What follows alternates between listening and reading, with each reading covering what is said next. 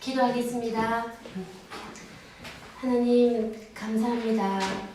오늘 이 시간에 하나님을 더 사랑하고 하나님께 더 가까이 가고파서 이렇게 모여 앉았습니다. 하나님의 말씀을 배우는 방법, 읽는 방법을 배워보려고 합니다. 우리 마음들을 하나로 모아주시고 성령 하나님 이 시간을 움직여 주시옵소서. 감사드리며 예수님 이름으로 기도드렸습니다. 아멘.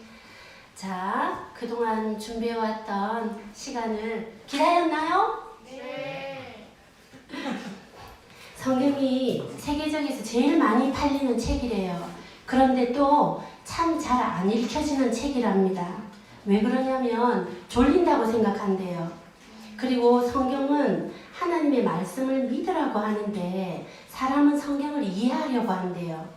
그러니까 이해할 수 없는 성경과 믿을 수 없는 사람이 만나면 믿지도 못하고 이해할 수도 없으니 졸리기만 하는 거죠. 그래서 성경이 집마다 책꽂이에 꽂혀 있다고 합니다. 우리나라에도 그럴 때가 있었어요. 살기 위해서 먹던 시절 그런 때가 있었죠. 살기 위해서 힘들었던 시절. 그때 글이 잠깐 있어요. 한번 들어보세요. 어느 가정에 쌀이 없어 굶고 있었다. 아버지는 식구들에게 밥을 먹이기 위해 형편이 어려운 사람들에게 쌀을 나누어 주는 곳으로 갔다. 직원이 쌀자루에 쌀을 담아주며 무겁겠습니다 라고 했다. 그러나 쌀자루가 무거울수록 아버지의 마음은 가벼웠다. 아버지는 얻어가는 쌀로 가족을 먹여 살릴 생각에 자루가 가볍게 느껴졌다. 짐을 배달하는 짐꾼은 짐이 무겁게 느껴지지만 가족이 먹어서 피가 되고 살이 되는 거라면 무거울수록 가볍게 느껴지겠죠. 이처럼 하나님의 말씀을 먹어야만 살 수 있다고 생각하면 성경이 무겁지만은 않을 것입니다. 하나님의 말씀이 정말 필요한 사람에게는 그 말씀이 달콤하게 들리지요. 힘들고 어려운 환경 속에서도 앞길이 보인다면 힘이 들수록 더 복이 되고 영광스러운 것 아니겠습니까? 그래서 성경은 이해하기보다 믿어야 하는 책인데 그렇게 못하는 것은 왜 그럴까요? 달콤한 세상을 하나님보다 더 사랑하기 때문이죠. 세상을 더 사랑하기 때문에 하나님의 마음에 관심이 없는 거예요. 자, 보세요. 판사가 보는 법전이나 의사가 보는 의학서적에 비하면 성경이 두꺼워요, 얇아요? 성경은 그거에 비하면 얇아요. 그죠? 그런데 법학은 늘 새로운 법이 생겨요. 의학서적은 새로운 시대 의학 지식이 쌓이기 때문에 끊임없이 공부해야 된대요. 의사들은. 그러나 성경은 수천 년부터 지금까지 그리고 앞으로도 변함없는 몇 권? 66권이에요. 그러니까 성경을 읽으면 하나님의 생각이 내 안에 밀고 들어와서 내가 업데이트 되는 거예요. 더 나아가서 성경의 목적은 나를 완전히 바꾸어 놔요. 놀라운 사실이죠. 음식을 통해서 에너지를 공급받듯이 음식 에너지, 운동 에너지가 있듯이 믿음 에너지인 예수 에너지도 있습니다. 성경을 읽으면 믿음 에너지인 예수 에너지가 우리 안으로 들어오게 되는 거지요. 여러분 하루 세 끼만 먹고 땡인가요? 간식, 야식도 어떨 땐 챙겨 먹지요. 참 그 유혹을 어떨 땐 뿌리 쓸 수가 없어요. 그죠? 그것처럼 성경을 읽는 방법도 먹는 방법도 여러 가지 있습니다. 이렇게 통독, 암송, 큐티 이런 성경이 있는 여러 가지 방법으로 우리가 말씀을 먹을 때 명품 그리스도인이 됩니다. 오늘은 큐티와 테필린에 대해서 얘기하기 때문에 통독 부분은 제가 넘어가겠습니다. 통독도 참 할 말이 많습니다. 쉽게 성경 66권을 읽을 수 있는 방법을 제가 강의한 적이 있는데 참 가르쳐드리고 싶지요. 통독은 다음에 기회가 있을 때 제가 또 준비해서 한번 말씀을 전하도록 하겠습니다.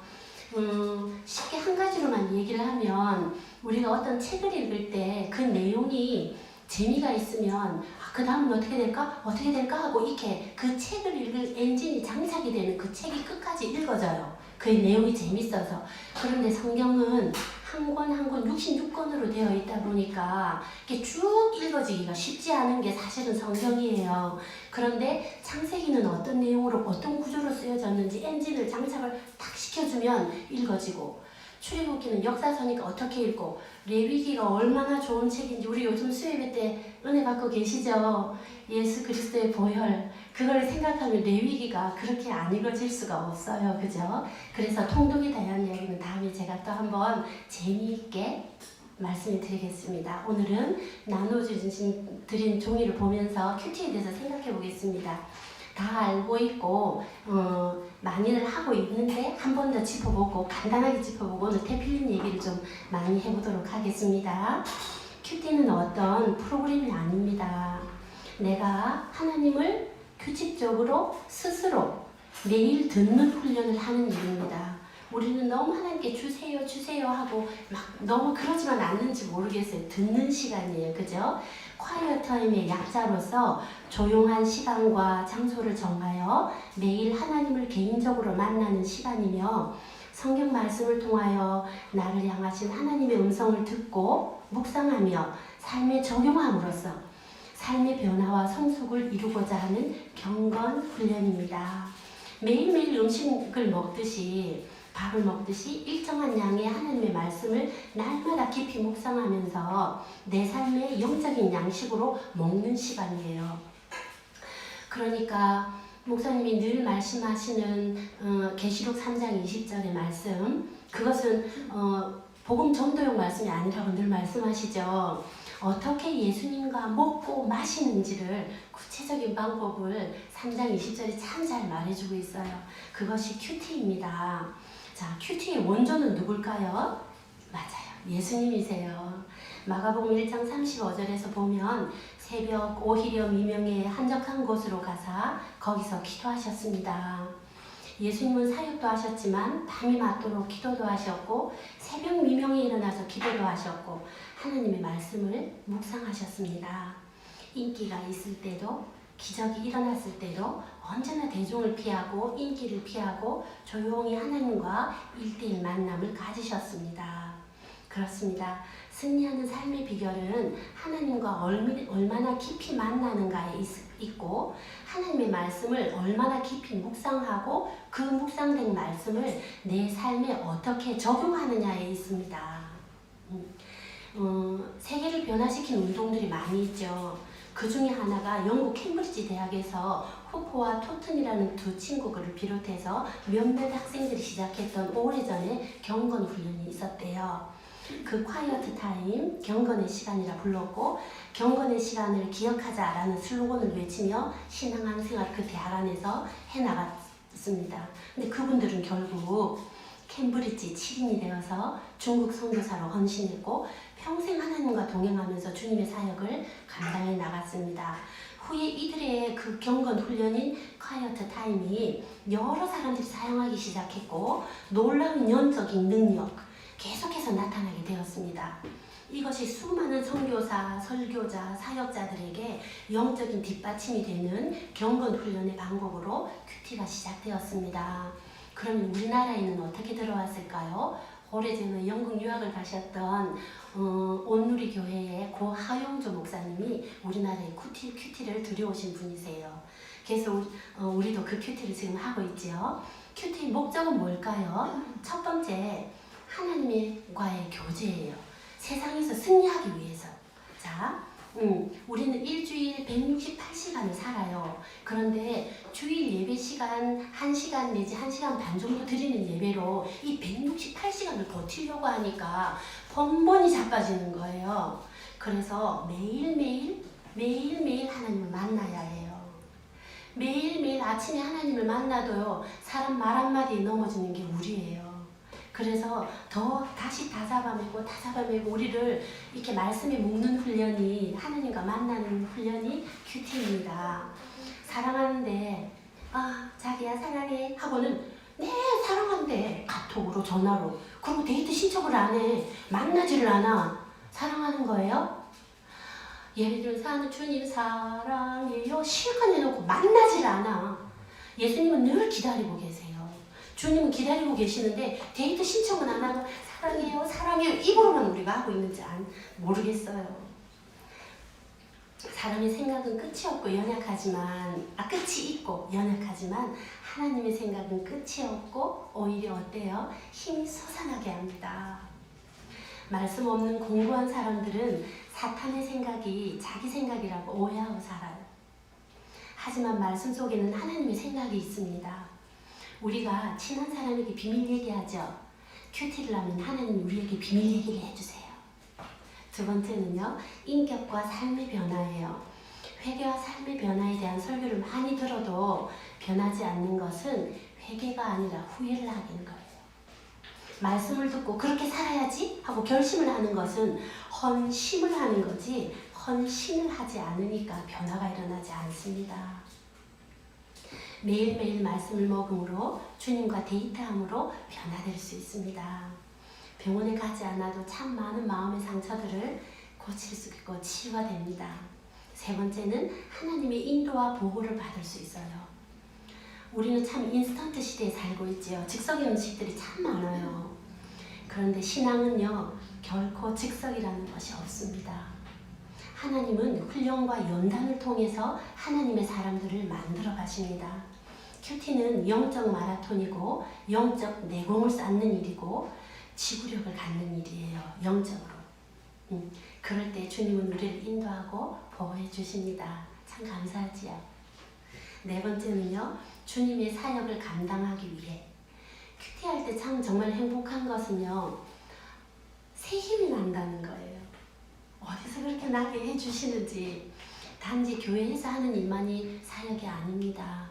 가정생활, 직장생활, 학교생활, 공부 모든 것이 우리는 사역이에요. 그런데 그리스도인들의 일상생활에서 핵심이 되는 시간이 큐티 시간이 되어야 되는데 사역을 하다 보면 큐티를 함에도 불구하고 지칠 때가 있어요. 목사님과 저도 지칠 때가 있어요. 왜 그럴까? 사역 자체에 너무 몰두했거나 하나님의 힘보다 자기의 능력으로 사역을 하려 할 때, 또 사역의 목표가 잘못되었을 때 우리는 쉽게 지칠 수 있어요. 또 사람인지라 과오를 범할 수도 있고요. 그런데 우리들의 존재란 사역 때문에 있는 것이 아니에요.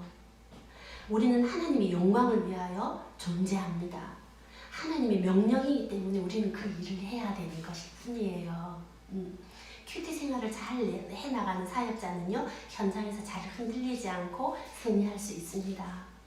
또한 그리스도인은 주님과 더불어 나날이 자라며 늘 영적으로 성공하는 삶을 살게 됩니다. 자, 그러면 큐티 실제에 들어가 볼게요. 환경적으로 우리가 시간이나 장소를 누구에게도 구애받지 않을 장소와 시간을 구별해야 돼요. 나 내일부터 큐티 해야지. 마음먹는다고 되는 게 아니고요. 어느 시간이 내가 가장 잘할 수 있고 집중할 수 있는 시간인지 한번 이렇게 보셔야 돼요. 장소도 마찬가지고요. 지금 한참 큐티를 하고 있는 시간에 너무 바쁜 시간이거나 누가 말을 걸어올 수 있는 상황이면 그 시간은 피해야 해요. 혼자 할 수 있는 장소와 시간을 정해야 돼요.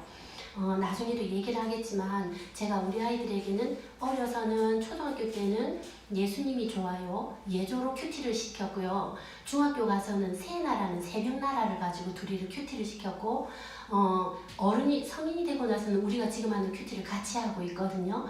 근데 그렇게 할 때 새날을 하는데 준영이도 그 시간을 겪었고 서진이도 그 시간을 겪으면서 고등학교를 가니까 큐티를 할 수가 없는 거예요. 도저히 막 새벽에 학교 가죠. 잠도 부족하죠. 그런데 아침에 학교를 가니까 바로 수업이 시작되는 것이 아니라 딱 앉아서 자습을 한대요. 그래서 그 시간에 서진이는 항상 새날을 했다고 얘기를 하더라고요. 그래서 자기가 잘 할 수 있는 시간을 생각하고 선택해야 해요. 그리고 마음을 챙겨야 해요. 마음을 내가 주님의 말씀을 계명을 지키라. 나는 작은 아이예요. 주님 나를 도와주세요. 그리고 지속적으로 매일 해야겠다는 결심을 해야 돼요. 그런데 우리가 어때요? 여행을 가거나 너무 아프거나 병원에 입원을 하거나 또 어떤 때는 정말 말씀을 볼 힘이 없을 때도 기도할 힘이 없을 때도 있어요. 그래서 어떤 날은 못했어요. 괜찮아요. 며칠 못했다고 좌절하지 마시고 또 그날 주어진 분량을 들어와서 그냥 하면 돼요. 그렇게 해서 매일매일 하는 습관이 나중에는 길러질 거예요. 지금 매일 성경에 우리가 가지고 밴드에 올라오는 걸로 묵상을 하고 있죠. 그걸로 하면 참 좋은 이점이 뭐냐면요. 매일 필요한 말씀을 영의 양식으로 공급받을 수 있어요. 그리고 적당한 양의 본문을 묵상할 수 있고요. 3년을 쉬지 않고 하면 성경 일독이 돼요. 빠지지 않고 정기적으로 할 수 있도록 도와주고요. 성경 말씀을 편식하지 않고 골고루 묵상할 수 있게 도와주고요. 어려운 본문을 이해하는 데 도움이 좀 돼요. 그래서 처음 시작할 때는 거기 찬양 몇 장 있어요. 찬양을 못할 상황이거나 형편이면요. 기도하시면 돼요. 네. 기도하시고 하나님 오늘 하실 말씀을 저에게 들려주세요 하고 말씀을 듣는 것으로 시작하세요. 때로는 그 말씀이요 정말 위로가 되고요. 소망이 되고요. 어떤 때는 경고하시고요. 어떤 계획을 세울 때 아이디어를 번뜩이는 아이디어를 주시기도 해요. 얼마나 정말 신비로운 말씀인지 몰라요. 제가 지금은요 굉장히 유익해졌죠.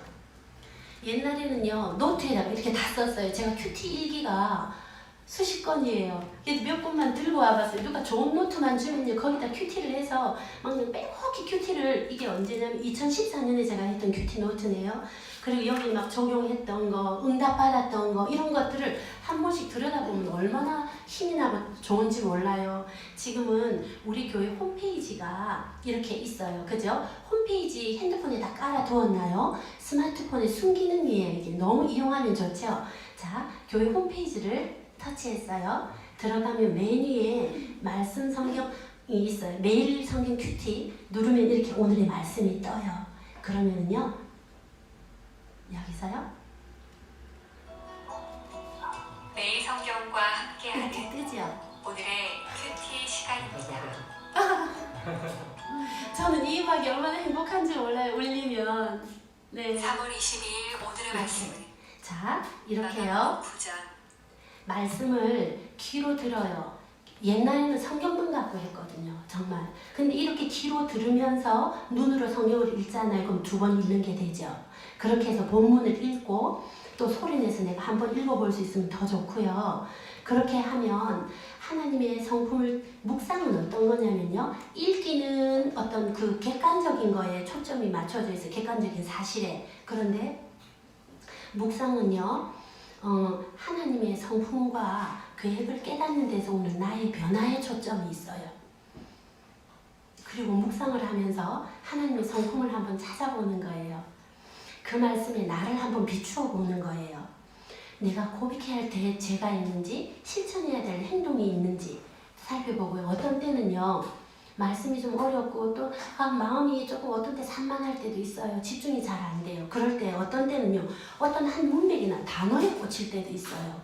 단어 하나만으로도 얼마나 은혜가 되는지 그런 날도 있어요. 그죠? 자, 그러면 이렇게 묵상한 말씀을 적용을 해볼게요.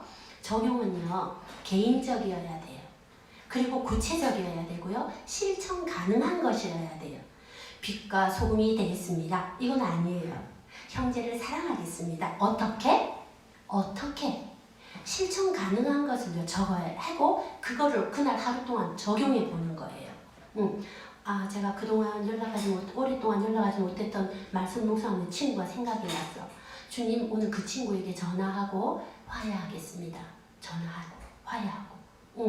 구체적으로 내가 할 수 있는 것을, 실천 가능한 것을 내가 이걸 해보겠습니다. 근데 너무 나에게 버겁거나 실천 가능하지 못한 것을 해서 좌절하게 되지 마시고 내가 할 수 있는 만큼 하세요. 그래야지 적용이 즐겁고 신나고 그렇게 됩니다. 그리고 적용할 때 주의점은요. 그 말씀을 묵상하고 나서 적용을 할 때 조심해야 돼요. 자기 합리화를 해서는 안 돼요. 그 다음에 남에게 적용하는 건 안 돼요.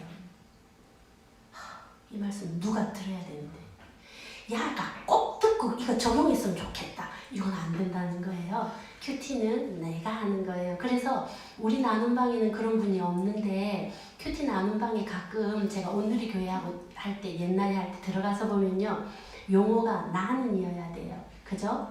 우리는이라든지 이게 3인칭이 되어서는 안 돼요.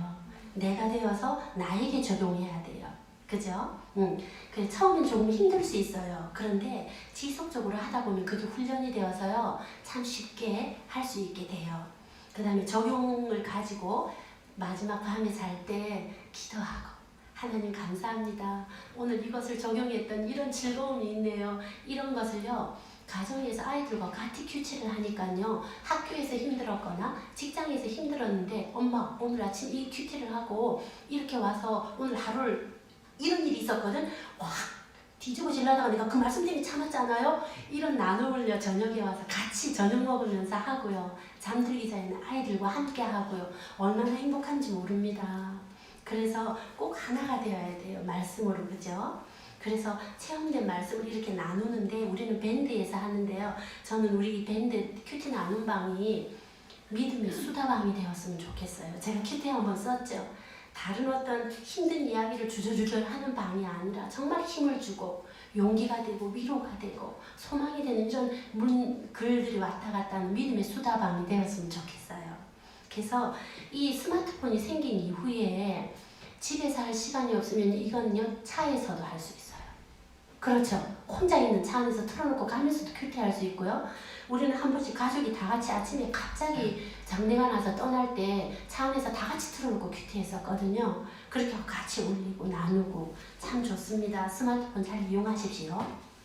그래서 그런데 그전에는 이렇게 기록했거든요. 노트에 기록할 때는요 참 깊이 묵상할 수 있고 영적으로 감각을 보존할 수 있게 되고 이렇게 적는다는 것은 참 좋은 이점들이 많았어요. 그리고 나누는 것도 마찬가지예요. 그래서 큐티가 주는 축복은요 나도 얼마나 못됐어요. 그죠? 참 부족하고 근데 나를 바꾸어 놓아요. 이런 축복이 있고요. 잘못된 습관들을요 고칠 수 있게 해줘요. 그리고 긍정적인 자아상이 되고요. 비전의 사람이 되게 해요. 그래서 요즘 수요예배 때 우리가 레위기를 강의를 듣고 있는데 정말 은혜가 되더라고요. 번제, 소제, 화목제, 속건제, 속제제 많은 제사를 우리가 배우면서 어땠어요? 매일매일 해야 한다잖아요. 그래서 말씀을요 주님과 교제를 매일매일 해야 돼요. 제단에 불이 꺼지지 않게 하라고 했잖아요. 끊임없이 주님은 우리와 교제하고 싶으시다는 거예요. 불이 꺼지지 않도록. 그래서 성경을 읽고 큐티하고 이러는 것들이 사실은 쉽지는 않은데 우리 속에 죄성이 있어서 그래요. 그 아담 증후군이라는 것이 나쁜 건 안 배워도 어쩜 그렇게 잘하는지요. 좋은 거는요 훈련하고 연습해야 돼요. 노력해야 돼요. 그래서 우리는 그리스도인들로 그리스도의 향기로 든든히 서가는 우리가 되었으면 좋겠습니다. 이 시간에는 제가 테필린에 대해서 말씀을 좀 드리려고 하는데요. 2500년 전에 흩어졌던 유대인들이 디아스포라가 되어 각 나라에서 그 나라에 동화되지 않고 그들만의 전통과 문화를 고수하며 살았답니다. 그렇게 그들이 자신들이 살아가는 나라에서 동화되지 않고 2500년 동안 그렇게 자신들의 신앙과 전통을 이어온 것은요 사실은 기적이라고 사람들이 불가사의라고 한대요. 그리고 그것은 정말 하나님의 전폭적인 은혜였다는 거예요. 그런데 그 수천 년 만에 독립됐던 이스라엘 나라들이 50여 개국에서 1948년 유엔에서 이스라엘로 나라로 명명시켜줄 때 모였을 때 약 250만 명이 모였는데요. 그 약속의 땅으로 돌아올 때 소련, 독일, 인도, 중국, 미국, 아프리카와 유럽 여러 나라들에서 모아들었어요. 근데 그렇게 했던 그 수천 년간 1년, 2년이 아니고 2500년을 그 나라에 살았으니 그 언어가 배웠을 거 아니에요. 그런데 이 사람들이 모였을 때 사람들은 다 걱정했대요. 저 사람들 지금 나라가 생겼어도 모여서 잘 살까? 말이 다 다를 텐데 하물며 혼혈이 되어서요. 피부색도 다 달랐답니다. 흑인 계열도 있었고요. 황인종 계열도 있었고요. 백인 계열도 있었고요. 근데 이렇게 피부색도 다르고 언어가 다른 사람들이 모여서 나라를 만들어준들이 얼마나 이어갈까? 라고 세계 모든 사람들이 생각을 했는데 그것은 오판이었어요.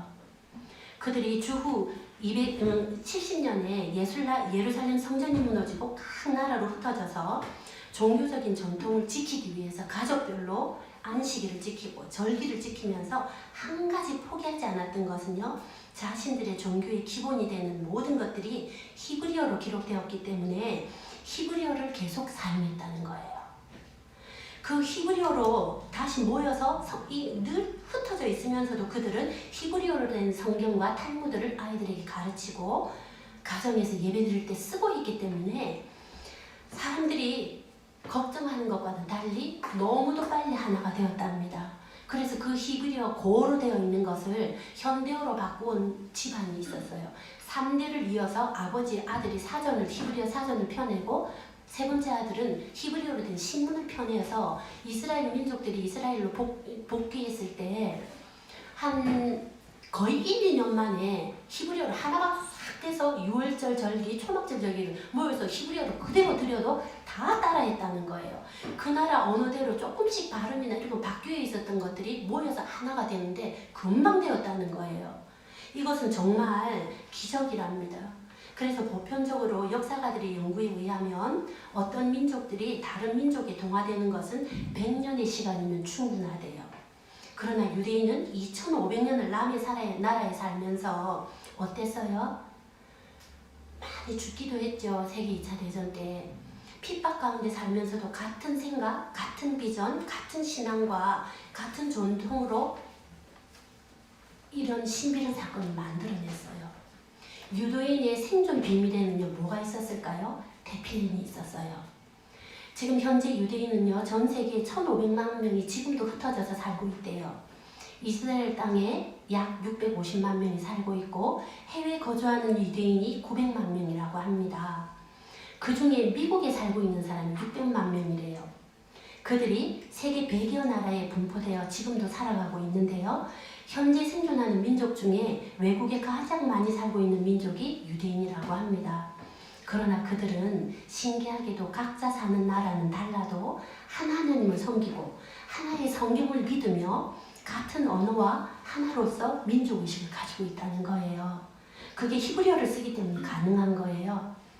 바로 말씀이 소망과 축복의 말씀이라는 것을 유대인들은 믿었던 것이죠. 유대인들은요, 자녀들을 아침에 일어나면 나서부터 저녁에 잠들 때까지 테필린 말씀을 암송하게 한답니다. 하물며 외출했다 새벽에 들어오면 자녀가 키울 때는요, 그 부모들이 자지 않고 식탁에 앉아있대요. 오늘의 분량을 해야 잠이 들 수 있다. 이리 오너라. 그래서 유대인의 가정은요, 말씀으로 부모가 하나가 된 가정들이라 정말 세대 간의 갈등이 어느 민족보다 없는 것이 큰 장점이래요. 모두 하나님의 말씀으로 생각과 삶이 공유되고 있는 것이죠.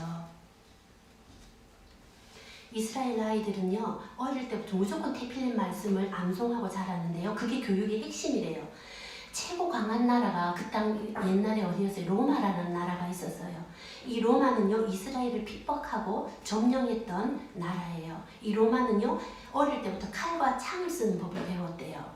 그런데 나라가 없어지는 상황에서도 유대인은요, 하나님의 말씀을 가르쳤고 계속해서 자녀들이 교육시키는 것이 전통이 되었어요. 수천 년이 지나면서 로마는 사라졌어요. 아직도 유대인들은 살아서 세계를 정복하고 있어요. 이런 유대인의 생존이 수천 년 동안 변하지 않은 것은 테필린 때문이었어요.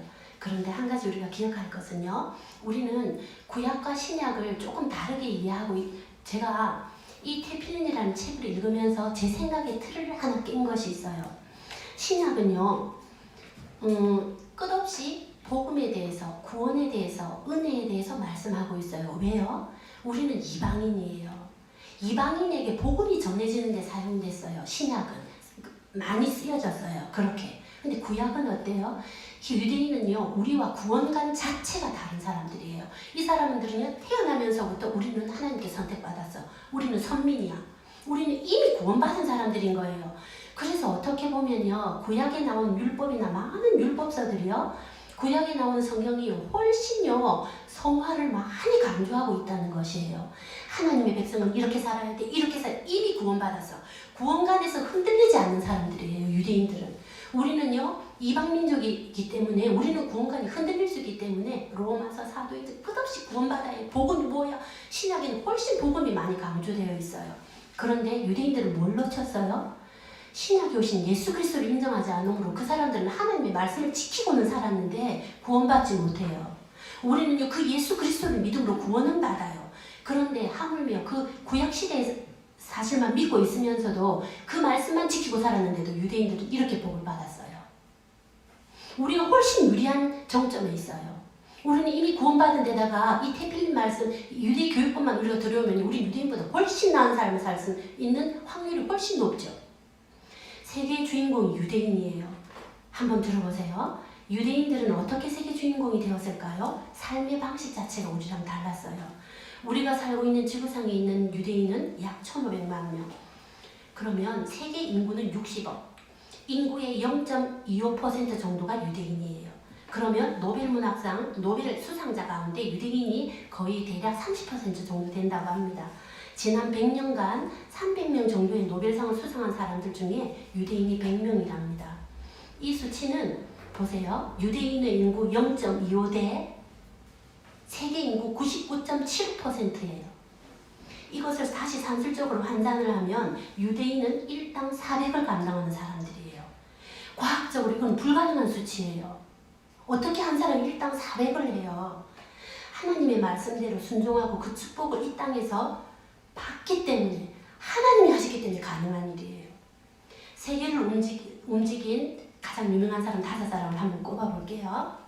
상대성 이론을 만든 아인슈타인, 성경을 기초로 해서 공산당 선언을 만든 칼 마르크스, 물리학의 아버지인 아이작 뉴턴, 최초로 인간 심리를 파헤친 지그문트 프로이드, 진화론의 다윈.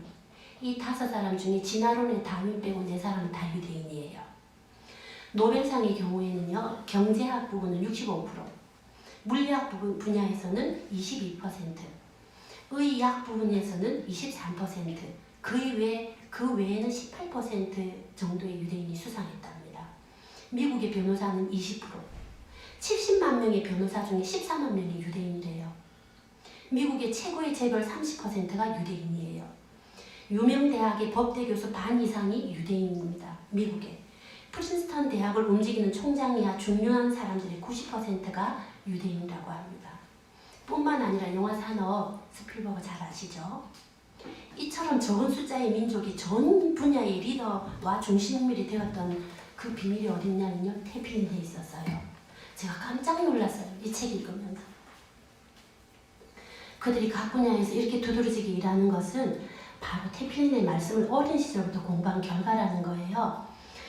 유대인들의 집에는요, 성경 교육에 생명을 건 사람들이었어요. 유대인들은.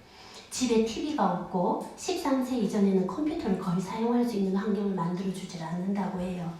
유대인들은 반드시 율법 암송과 탈무드 암송을 공부하고 자신들의 역사를 가르치는 것을 부모의 사명으로 했대요. 역사학자 아놀드 토인비가 어떤 말을 했냐면요, 창조적 소수의 천재들이라고 말했대요.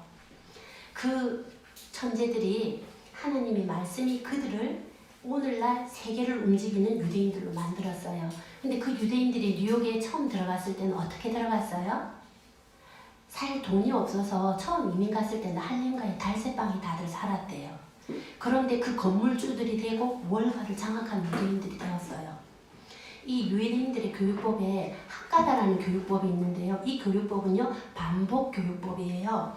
태필린의 말씀 교육은 반복을 넘어서서 말씀이 체질화되게 하는 공부예요.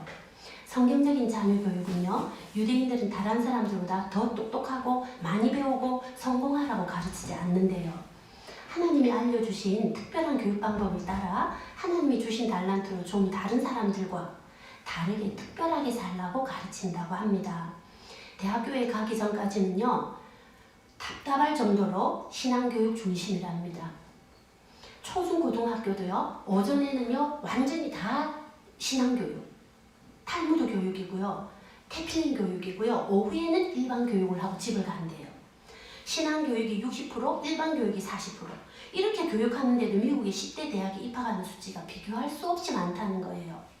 다른 말로 표현하면 유대인 자녀들이 먼저 가장 좋은 대학에 포섭을 하고 나서 나머지 자리에 일반 아들이 간다고 보면 된다는 거예요.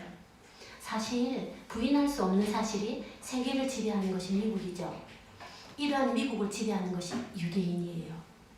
이것은요, 정말요, 하나님의 말씀을 사랑했기 때문에, 실천했기 때문에 가능한 일이죠. 일이죠. 태필 교육 때문인 거예요.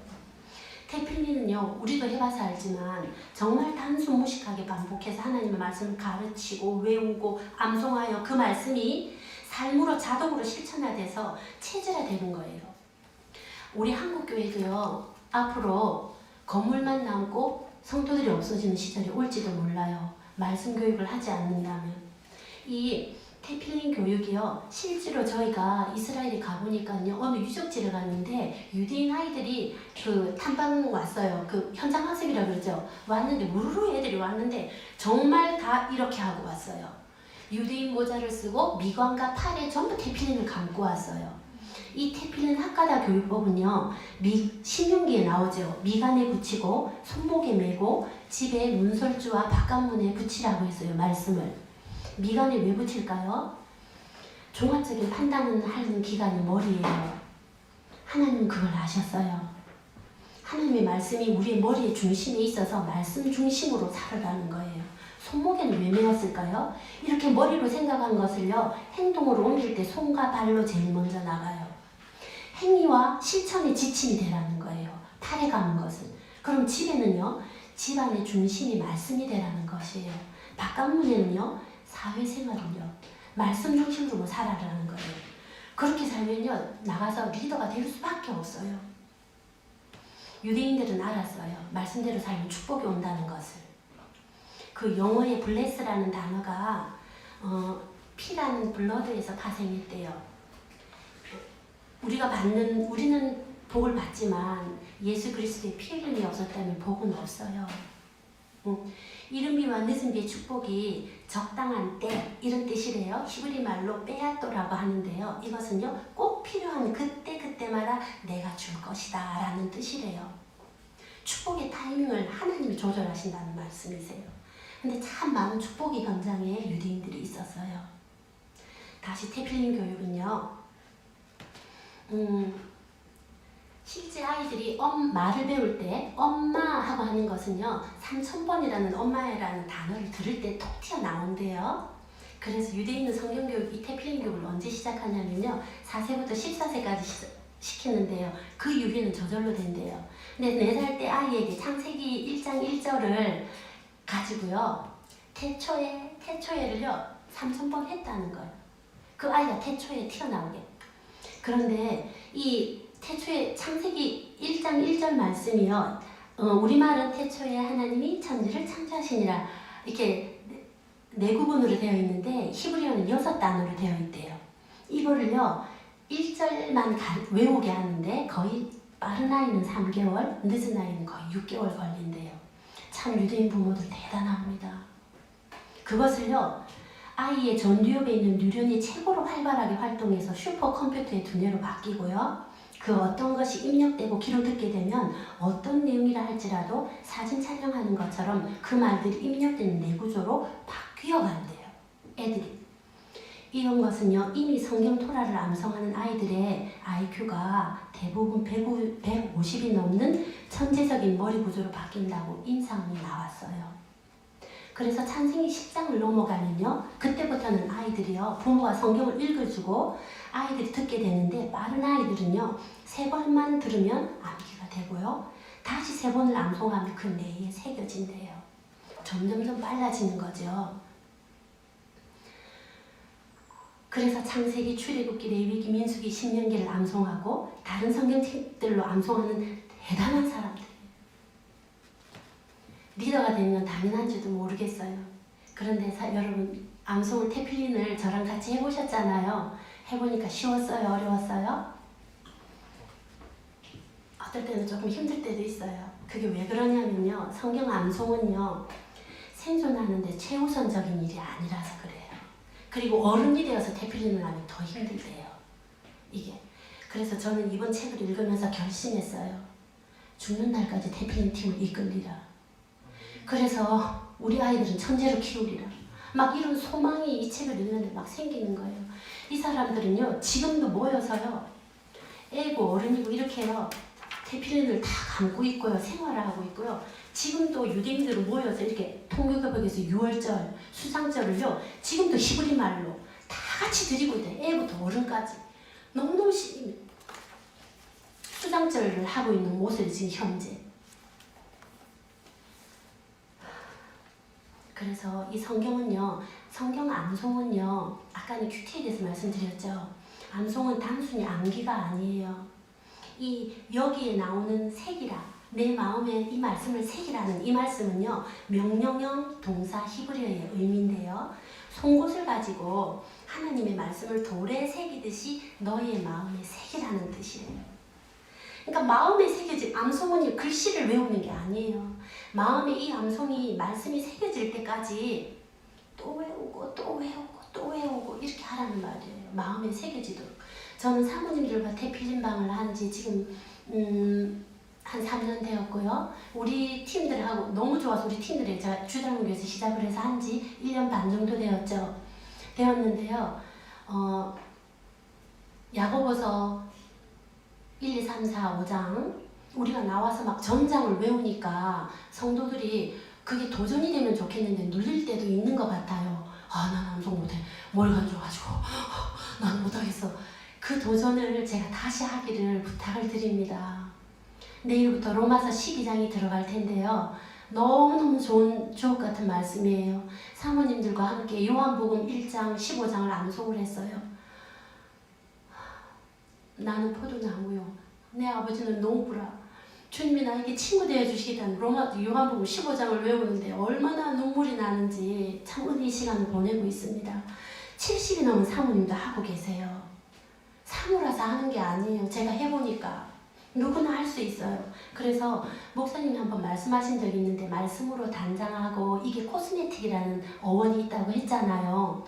근데 우리가 아침에 일어나면 씻고 화장하고 이렇게 하는 것을 아깝다고 시간을 생각하는 분이 계신가요? 당연히 여기죠. 씻어야지, 그죠? 그것처럼 말씀을 암송하고 말씀을 배우는 것도 당연한 거예요. 제가 유학 전에 태피면을 읽기 전에 게으름이라는 책을 한 권 읽었어요.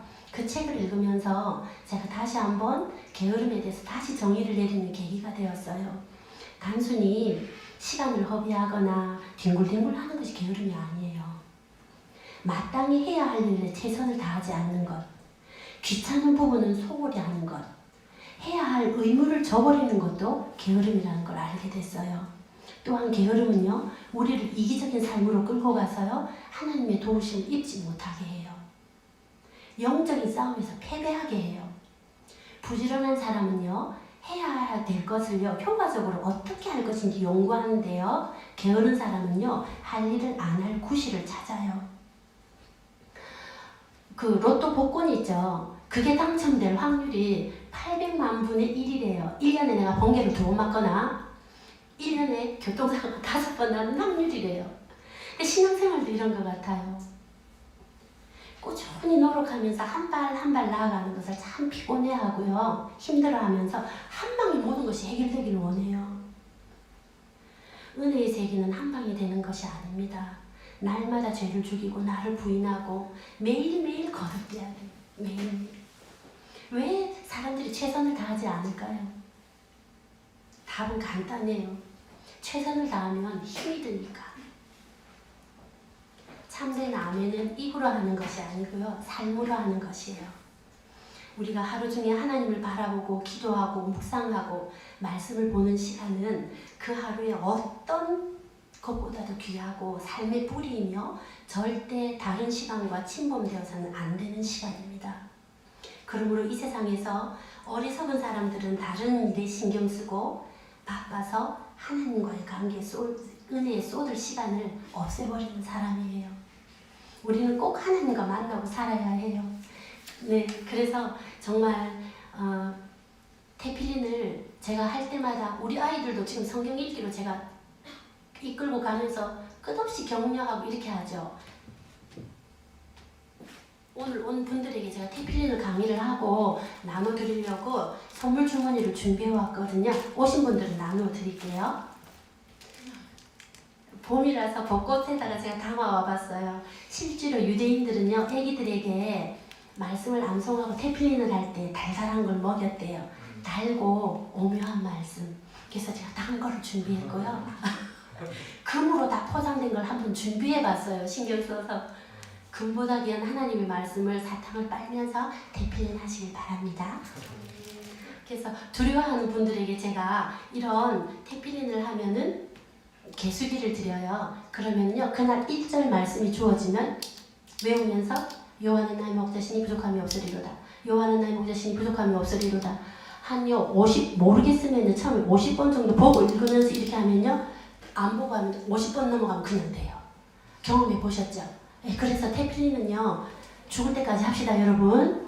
이 방에서 나갈 수 없습니다. 함께 은혜 시간이었으면 좋겠습니다.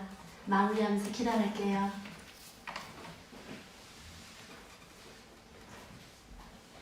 하나님, 이 시간에 정말 결단하기를 소망합니다. 하나님의 말씀 앞으로, 언약 앞으로 나아가기를 소망합니다. 우리의 마음들을 묶어주시고 붙잡아 주시옵소서. 우리의 연약함을 주님 앞에 내려놓고 주님께만 메어 달릴 수 있는 우리들 될 수 있도록 축복하여 주시옵소서. 태필린을 하며 은혜를 나누며 큐티를 하며 날마다 자라가는 우리 주 닮은 성도들 될 수 있도록 축복하여 주시옵소서. 감사를 드리며 예수님 이름으로 기도드렸습니다. 아멘. 수고하셨습니다.